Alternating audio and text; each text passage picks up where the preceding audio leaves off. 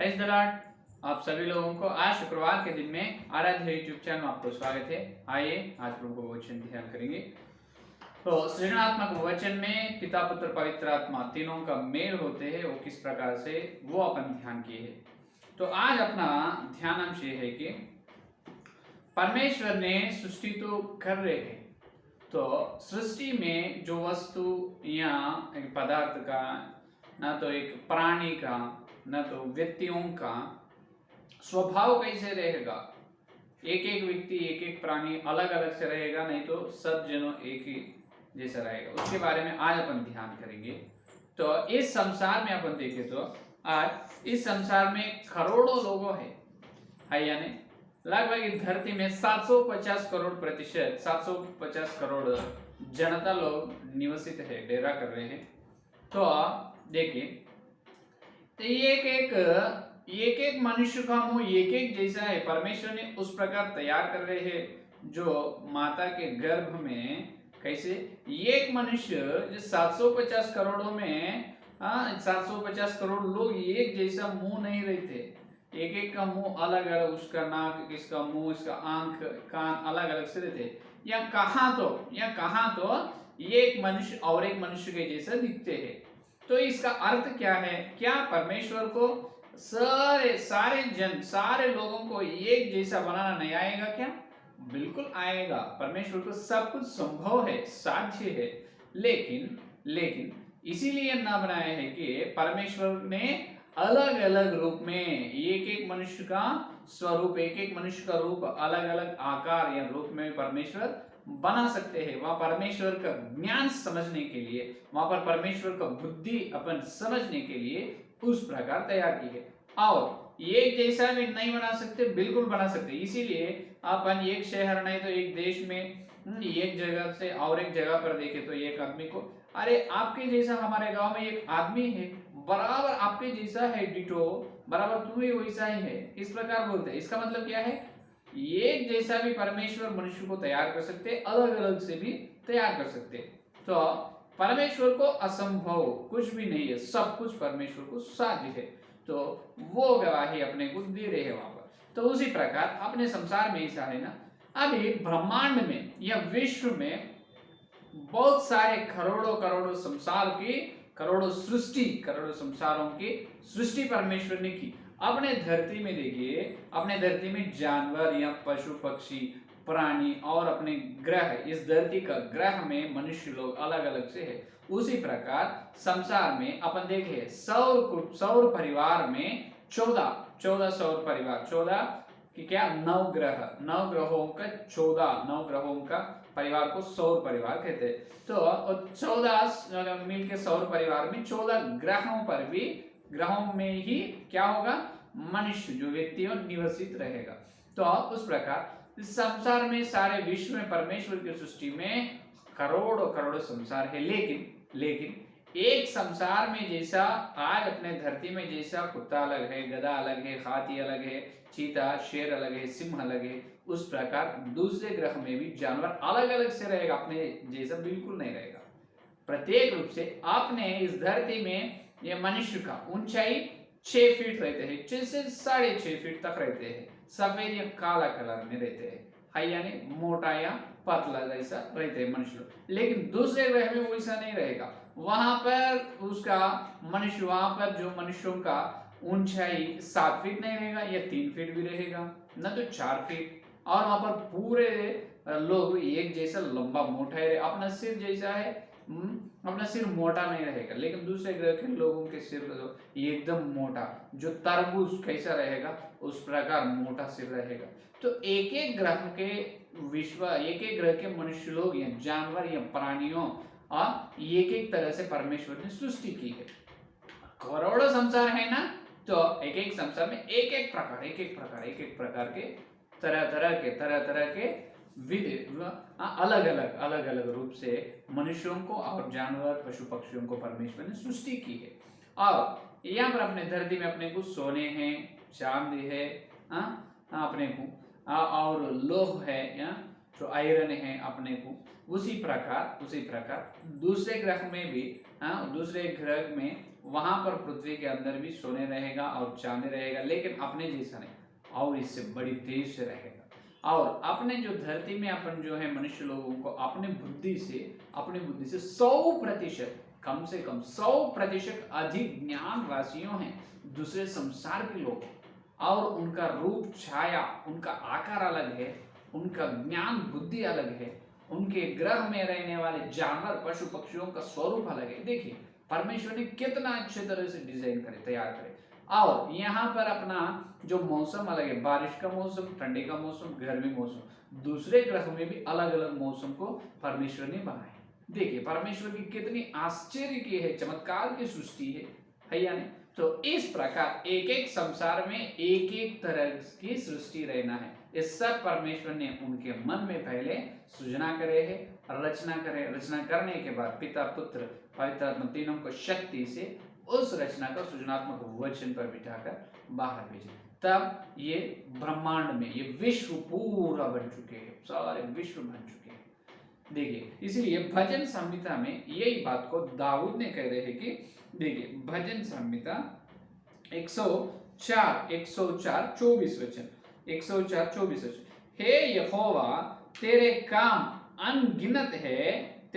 अनगिनत है, इन सब वस्तुओं को तूने बुद्धि से बनाया है, पृथ्वी तेरी संपत्ति से परिपूर्ण है। हालेलुया, सब वस्तुओं को तेरे बुद्धि से बनाया है, अगिनती है तेरे काम। देखिए अनगिनत, गिन नहीं सके उतने बड़े काम बुद्धि से प्रभु ये क्या कहे, सारे सृष्टि को करे। अभी देखिए अब पूरा तैयार हो चुका है, अभी क्या है, अभी मनुष्यों का सृष्टि नहीं हुआ, ध्यान से सुनो।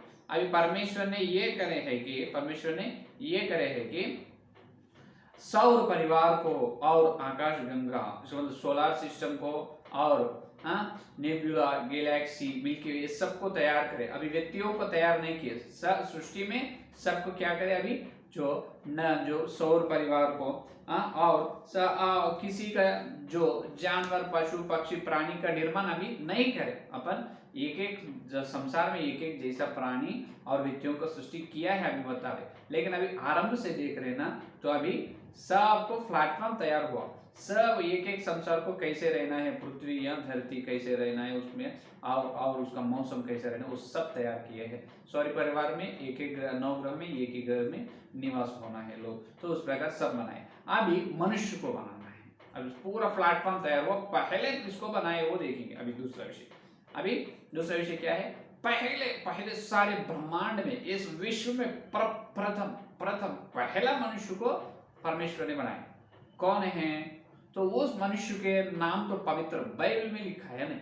तो एक मनुष्य को जो परमेश्वर ने बनाया है, तो लोभ रहित, आजकल परमेश्वर के विरोध में बुद्धिहीन लोग ये कहते हैं कि परमेश्वर ये सब दोष से, परमेश्वर का सृष्टि में बहुत गलती है, ये पूरा दोष सहित है, ये दोष रहित सृष्टि नहीं है, सब में दोष है। वो उनका अकल में परमेश्वर को समझ नहीं आया, उनका विचारधारा में दोष है। परमेश्वर कभी भी दोष का काम कभी नहीं करता है, निर्दोषी है, उन्होंने एकदम शुद्ध है, उनका काम पूरा धर्मी है, न्यायी है। तो परमेश्वर ने पहले एक मनुष्य को तैयार किया है, एक मनुष्य को। उन्होंने बड़ी तेज, बड़ी ज्ञानवान है, बड़ी बुद्धिमान है और बड़ी सुंदर, कितने सुंदर है, यीशु मसीह जैसा सुंदर है। उनके बाद यीशु मसीह के बाद परमेश्वर का पुत्र वचन कितना सुंदर है, उसके बाद और उन्हें उतना सुंदर है। और वो प्रप्रथम मनुष्य को यीशु मसीह ने जो बनाए, तब कोई देवदूता नहीं, स्वर्ग नहीं, कोई केरूब नहीं, सेराफ नहीं, और कोई चीज भी, कोई जो प्राणी भी नहीं। पहला प्राणी जो है उन्होंने एक सुंदर आदमी को परमेश्वर ने बनाया है। कितना सुंदर है बोल नहीं सकते अपनी बातों से, उतना एकदम सुंदर, एकदम ज्ञानवान है। और उन्होंने सब कुछ कर सकता है, सब कुछ उनको संभव है, और भविष्य देखते हैं, और उनका जो उपाय कैसे रहते हैं, रचना भी बहुत अच्छे तरह से, उनका सोच और उनका विधि विधान बहुत अच्छे तरह से रहते हैं। अगर एक मनुष्य को जितना ज्ञान दिए, तो जितना ज्ञान दे सकते हैं उतना ज्ञान, भरपूर ज्ञान, भरपूर सुंदरता परमेश्वर ने उनको दी है। तो यहाँ पर उन्होंने परमेश्वर के जैसा प्रेम कर सकते हैं, बैर भी कर सकते हैं और मदद कर सकते हैं, लेकिन ये काम नहीं कर सकते, नए चीज को उन्होंने बना नहीं सकते, क्योंकि सृष्टिकर्ता कौन है? परमेश्वर का पुत्र वचन, उन्होंने ही नए चीज, वस्तु या पदार्थ को तैयार कर सकते हैं। इसका मतलब जब तक जो नहीं है उसको उनके सृजनात्मक वचन से कहने से आ जाते हैं। तो वो काम एक ही वो नहीं कर सकते। कौन? जो परमेश्वर के द्वारा आए हैं, जो सुंदर आदमी, जो सुंदर व्यक्ति, ये काम नहीं कर सकते, सृष्टि का काम नहीं कर सकते, नई चीज को उन्होंने बना नहीं सकते, लेकिन भविष्य को देखते हैं, मदद करते हैं, बहुत बुद्धि, बहुत ज्ञानवान है। तो जैसा उदाहरण के लिए सर अल्बर्ट आइंस्टीन है, वैज्ञानिक पिता कहते हैं उसको। तो अल्बर्ट आइंस्टीन का मृत्यु होने के बाद उनको दिमाग को प्रयोगशाला में रखकर 100 हजारों प्रयोग किए हैं उनके दिमाग के ऊपर। उन्होंने उनका उतना ज्ञान कैसे आए हैं, उतना बुद्धि, उतना वैज्ञान कैसे मिले हैं सर अल्बर्ट आइंस्टीन को बोल के। तो अभी अपने संसार में तो अल्बर्ट आइंस्टीन बहुत बड़ी वैज्ञानिक है, वो उनका दिमाग तो बहुत बढ़िया है, उससे बढ़कर कोई भी नहीं अभी तक इस संसार में, अपने धरती में।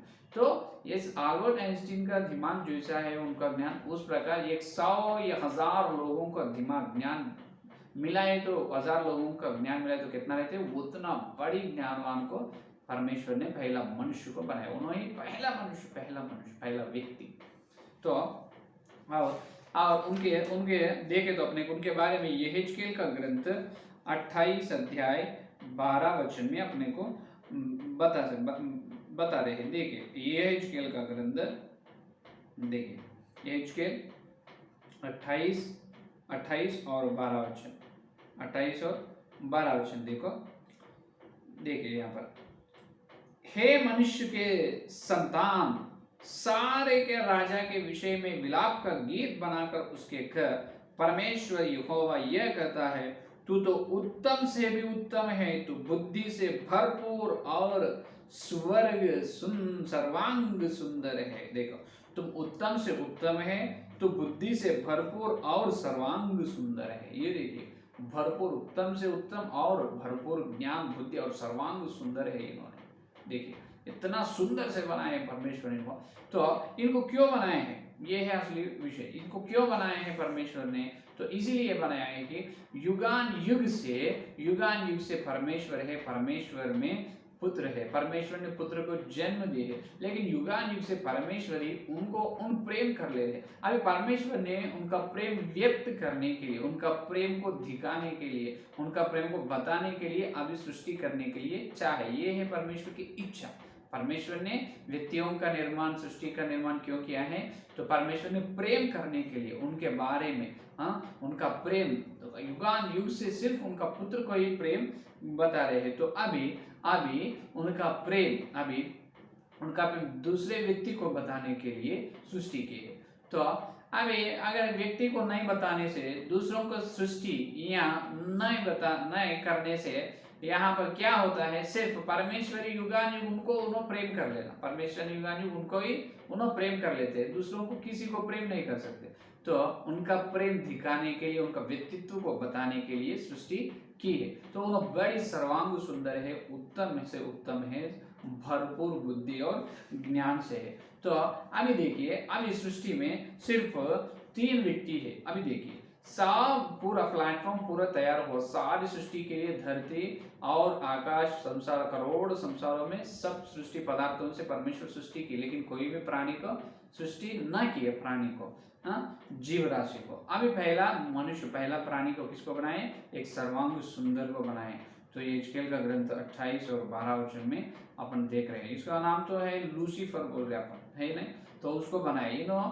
अभी देखिए, तो अभी सिर्फ तीनों ही है, परमेश्वर पुत्र, परमेश्वर है पिता, उनका पुत्र वचन है, और उन दोनों के द्वारा बनाए, और एक तीसरा व्यक्ति ये महाज्ञानी है। इन तीनों ही है अभी विश्व में, ब्रह्मांड में, और कोई नहीं। ध्यान से सुनो, कोई स्वर्गदूत नहीं, कोई केराब नहीं, हाँ 24 प्राचीन, कोई भी नहीं, ये सब बाद में आए।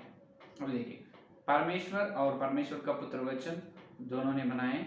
अभी ये व्यक्ति जो सर्वांग सुंदर उत्तम से उत्तम, तो उनको इनको फर्क क्या है? जो परमेश्वर का पुत्र जो वचन है, उन्होंने परमेश्वर के अंदर से आए हैं, उन्होंने परमेश्वर का एकलौता पुत्र है। लेकिन अभी बनाए देखो, इन्होंने परमेश्वर के वचन, परमेश्वर का पुत्र वचन ने परमेश्वर और पिता पुत्र पवित्र आत्मा दिव्य शक्ति से उनको सृजनात्मक वचन से उसको बनाया है। तो इन्होंने व्यक्ति है, इन्हों भी परमेश्वर का पुत्र कहा जाता, लेकिन उनका क्या कहते हैं, उनका ओन, इन्होंने बिगॉटेड सन है, जेनेरिक सन है। इसका मतलब उनके अंदर से आए नहीं, परमेश्वर के अंदर से बनाए पुत्र नहीं होता। ये एक महाज्ञान। कौन है इन्हों? सिर्फ परमेश्वर, परमेश्वर का पुत्र ने उनके वचन, सृजनात्मक वचन के द्वारा बनाया। एक व्यक्ति है, सिर्फ व्यक्ति है, उनका ओन सन नहीं होता। ओन सन, उसका जेनेरिक सन का, बिगॉटेन सन, जेनेरिक सन है, बिगॉटेन सन नहीं होता। बिगॉटेन सन का मतलब उनका ओन, उनका स्वयं पुत्र परमेश्वर का वचन। अभी ये लूसीफर कौन है? लूसीफर परमेश्वर और परमेश्वर का पुत्र वचन के द्वारा बनाए गए एक महासुंदर और महाज्ञान का व्यक्ति है। तो ये है असली विषय। हाँ, तो हर एक संसार में ये लोगों को और प्राणियों को एक एक संसार, एक एक तरह से परमेश्वर ने सृष्टि कर रहे, वो उनका बुद्धि के, उनका ज्ञान का बात है। और परमेश्वर को सब कुछ संभव, परमेश्वर का कुछ भी काम न्यायी धर्मी रहते हैं, दोष रहित काम है, दोष सहित नहीं, दोष रहित काम है परमेश्वर का। और अभी सारी सृष्टि हुई है, इसका मतलब प्लेटफॉर्म तो हो गए हैं। सृष्टि में व्यक्तियों को निर्माण नहीं किया, पहला व्यक्ति को निर्माण किया है, उन्होंने ये महाज्ञान, उत्तम से उत्तम, भरपूर बुद्धि ज्ञान वाले, और उन्होंने सर्वांग सुंदर, उनका नाम अपन कह रहे हैं लूसीफर है, यानी बड़ी ज्ञान, बड़ी प्रेम, बड़ी सहनशील, बड़ी मदद करने वाला, उस प्रकार महाज्ञानी है। यीशु मसीह के बाद उन्हें उतना ज्ञानवान, क्योंकि पिता और पुत्र मिलकर उनको बनाए ना, उन्हें भी अभी पिता का पुत्र ही कहा जाता, लेकिन ओन नहीं, उनके अंदर से आए नहीं, सिर्फ सृजनात्मक वचन से आए हैं। तो ये है आज का संदेश, समझ में आए? ठीक है, आइए इस संदेश अपने मन में फलने के लिए प्रार्थना करें। स्तुति स्तुति स्तुति स्तुति, धन्यवाद धन्यवाद धन्यवाद करते हुए यीशु मसीह आपको धन्य, शुक्रवार के दिन में तुम्हारे पवित्र आत्मा के द्वारा प्रभु तुम भेजे हैं तुम्हारे सत्य संदेश के लिए धन्यवाद प्रभु। हे प्रभु, हाँ प्रभु, कितने बुद्धि, कितने ज्ञानवान है हमको वचन के द्वारा ब्रह्मांड में तुम कैसे सृजना करे, एक एक संसार का सृष्टि, एक एक अलग अलग तरह तरह के मनुष्यों को, तरह तरह के पशु पक्षियों को तुम बनाए, सब जनों एक जैसा नहीं बनाए, तुम बना सकते, लेकिन प्रभु तुम्हारे बुद्धि, तुम्हारे ज्ञान को बताने के लिए तुम वैसा करे प्रभु, तुम्हारे सच्चाई के लिए धन्यवाद प्रभु। हे प्रभु, प्रथम मनुष्य महाज्ञान को तुम बनाए हैं, लूसीफर को। हे प्रभु, आपको धन्यवाद, तुम्हारी सृष्टि के लिए, रचना के लिए धन्यवाद प्रभु, धन्यवाद प्रभु, तुम्हारे एकलौता पुत्र के लिए धन्यवाद, पहिलौटा के लिए धन्यवाद। हे प्रभु, आपका धन्यवाद, जितने लोग संदेश सुने हर एक संदेश को फल करो, और कल मिलते हैं जब प्रभु इतनी से और बड़ी वचन गहराई मिलने के अनुग्रह दे। सारे प्रार्थना यीशु मसीह के नाम से मांगते, आमीन आमीन। परमेश्वर का प्रेम, पवित्र आत्मा की सहभागिता यदि लेकर प्रमाण तक सारे भक्त इनको विशेष रूप से हर दिन परमेश्वर का वचन सुन रहे हैं और उनका अनुसरण कर रहे हैं, वो सदा साथ रहेगा। आमीन आमीन। प्रेज़ द लॉर्ड, धन्यवाद।